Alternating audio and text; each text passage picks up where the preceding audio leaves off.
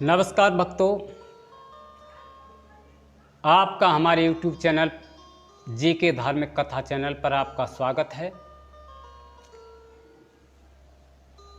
तो प्रिय भक्तों, मैं आपके सामने यह बताने के लिए जा रहा हूँ कि श्री राम किसके पुत्र थे। श्री राम दशरथ के पुत्र नहीं थे।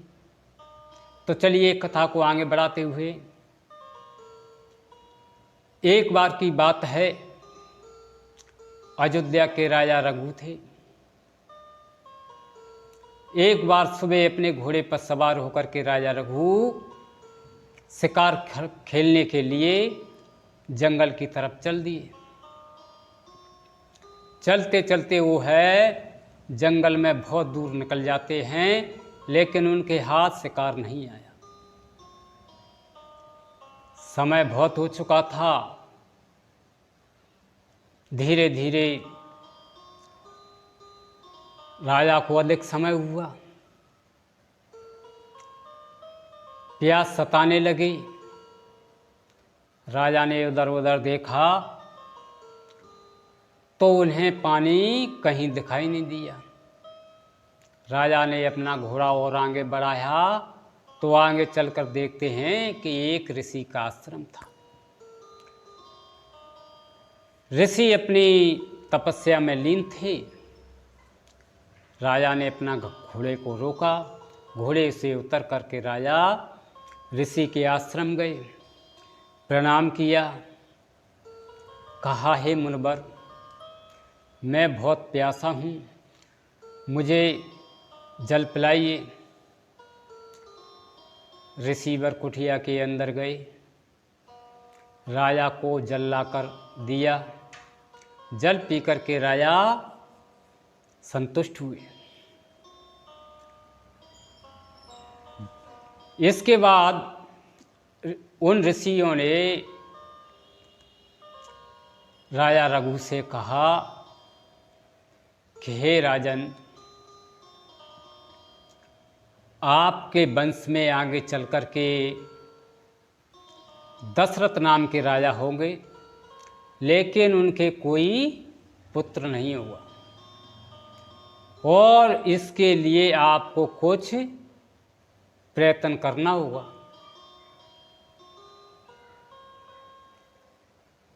इस पर राजा रघु ने कहा कि हे मुनि, आपने जो बताया है इसके लिए मैं प्रयत्न करूंगा।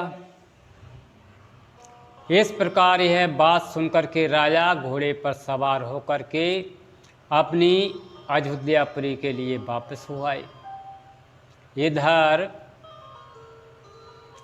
रात्रि का समय, राजा विचार कर रहे हैं कि आगे क्या करना चाहिए।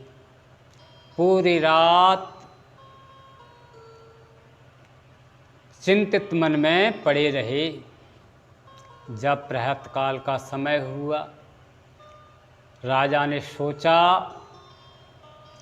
कि मुझे अपने गुरु वशिष्ठ जी के पास चलना चाहिए। वह अपने गुरु वशिष्ठ के पास पहुँचे, गुरु को प्रणाम किया। गुरु ने कहा, कहिए राजन, कैसे आना हुआ। राजा रघु ने कहा कि हे गुरुदेव,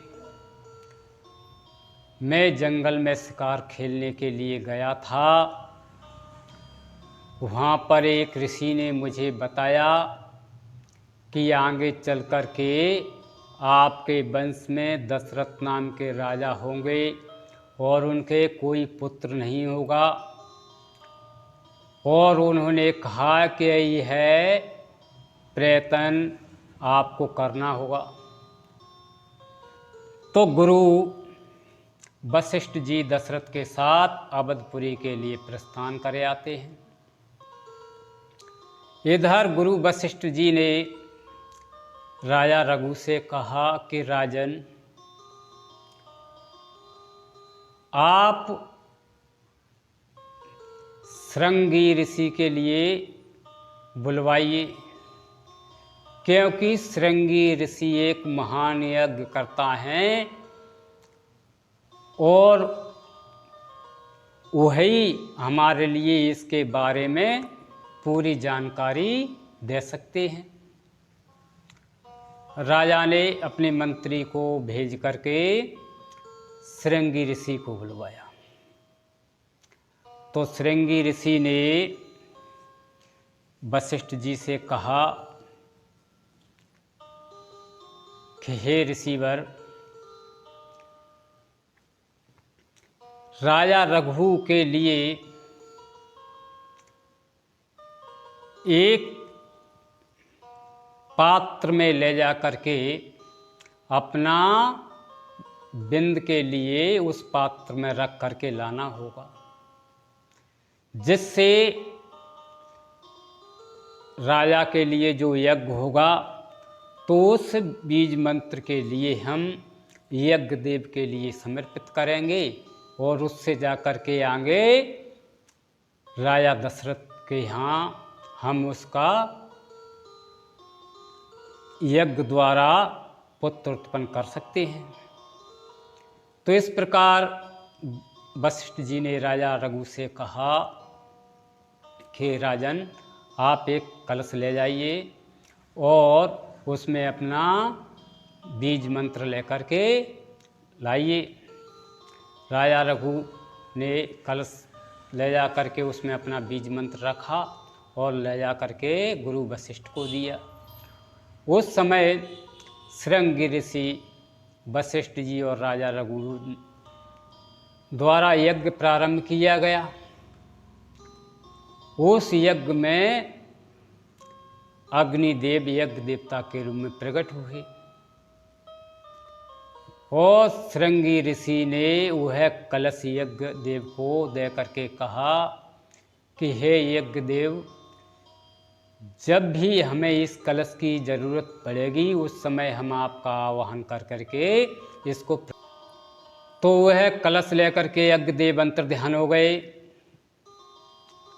आगे चल करके राजा रघु के पुत्र आज हुए, आज के पुत्र दशरथ हुए। तो एक बार राजा दशरथ चिंता में व्याकुल थे कि उनके कोई पुत्र नहीं था। एक बार भूपत मन माही, भैया गिलान मोर सुत नाही। चिंता में व्याकुल है मुझे कि मेरे कोई पुत्र नहीं है। इस आस को लेकर के अपने गुरु वशिष्ठ के पास राजा दशरथ पहुँचे। कहा, हे मुनि, हे गुरुदेव, मेरा चौथा पुत्र बनाने को हुआ है, लेकिन मेरे अभी कोई पुत्र नहीं हुआ। कृपया कुछ उपाय कीजिए गुरुदेव।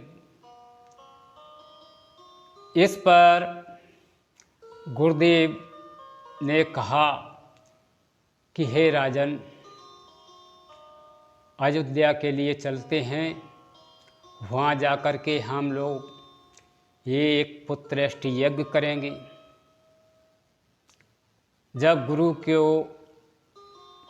लेकर के राजा दशरथ अयोध्यापुरी में आए, गुरु को ध्यान आया कि उस समय हमने राजा रघु वाला वो कलश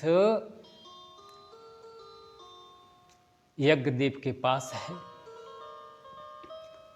तो उन्होंने राजा दशरथ से कहा कि हे राजन, हम एक पुत्रेष्टि यज्ञ कराना चाहते हैं और उस यज्ञ के लिए आपको श्रृंगी ऋषि के लिए बुलवाना पड़ेगा। राजा दशरथ ने अपने मंत्री सेना को भेज करके श्रृंगी ऋषि को बुलवाया।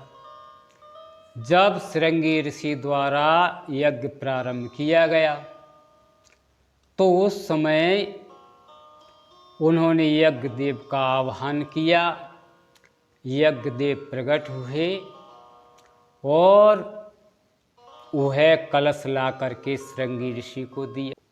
श्रृंगी ऋषि ने वह कलश गुरु वशिष्ठ को दिया। गुरु वशिष्ठ ने वह कलश राजा दशरथ को देते हुए कहा कि इस कलश में जो है वह प्रसाद के रूप में अपनी रानियों के लिए बांट दें।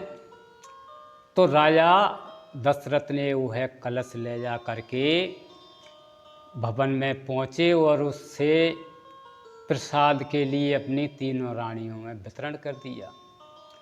तो उसी राजा रघु के बीज मंत्र द्वारा आगे चल करके तीनों रानियां गर्भवती हुई। उसी से भगवान श्री राम का जन्म हुआ। इसी कारण श्री राम को रघुनंदन, रघुवीर, रघुनाथ इस प्रकार उनके जो नाम हैं वो राजा रघु के पुत्र होने के कारण उनको रघुवीर कहते हैं, रघुनाथ कहते हैं, रघुनंदन कहते हैं। तो श्री राम किसके पुत्र थे? राजा रघु के। तो राजा रघु के पुत्र श्री राम थे। इसी प्रकार उनको लिए रघुवीर, रघुनाथ कहा जाता है। तो बंधुओं, यह कथा यही समाप्त होती है। धन्यवाद। जय श्री राम, जय श्री कृष्ण।